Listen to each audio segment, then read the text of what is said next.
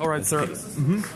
Can you tell me something about how SiGMA came to be in the first place? Yeah, How it developed and all of that? What started off as a show on a national scale, a national show with 1,000 people 5 years ago, quickly became a European show with delegates from the UK markets, German markets, Scandinavian markets. But today, for the first time, I think SiGMA has become a world-class show with delegates not only from Europe, but from far outside Europe, including Asia, Latin America and the USA. So it has truly become the world's iGaming village. I can confirm that since we saw how huge it is and how huge it became since the last year. It basically doubled in size in operators, providers and all of that. Yeah. So can you tell me how do you envision SiGMA to be in a year or two? How do you see it in the next year? Where it will be? It will be stay on Malta? Yes, the government is making our life easy in the sense that it's always vociferous in embracing new technology with new regulatory frameworks. So we want to stay ahead of the curve by making sure that the right dose of artificial intelligence, the right dose of blockchain, big data, quantum technology, esports, all of these verticals are forming an integral part of the show. Perfect. All right, let me ask you something about the organization itself. How much time do you need in order to prepare all of this? Because all of this looks very gigantic and it looks like it takes a lot of time for the... I'd say 15 months.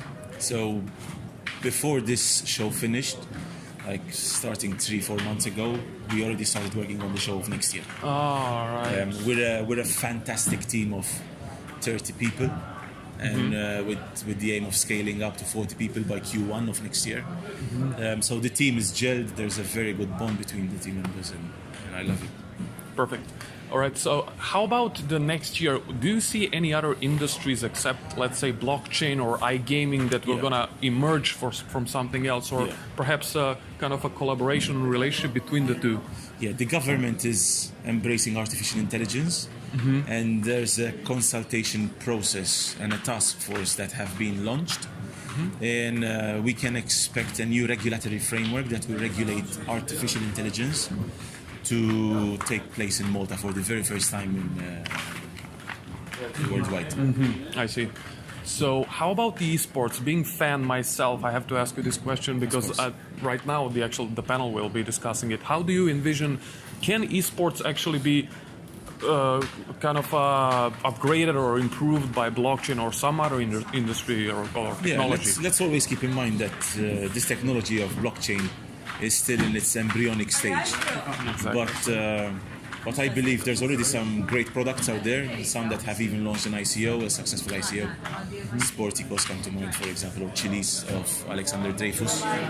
The environment is still embryonic, but I believe it's an exciting future for esports. All right, so talking about blockchain, how do you envision its further steps? What is the next big thing? We saw ICOs, now ICOs are going down in popularity, being replaced more by STOs. Exactly, yeah. And I think once the more established VCs and corporations come into embracing blockchain, that's when we will start seeing also mass adoption.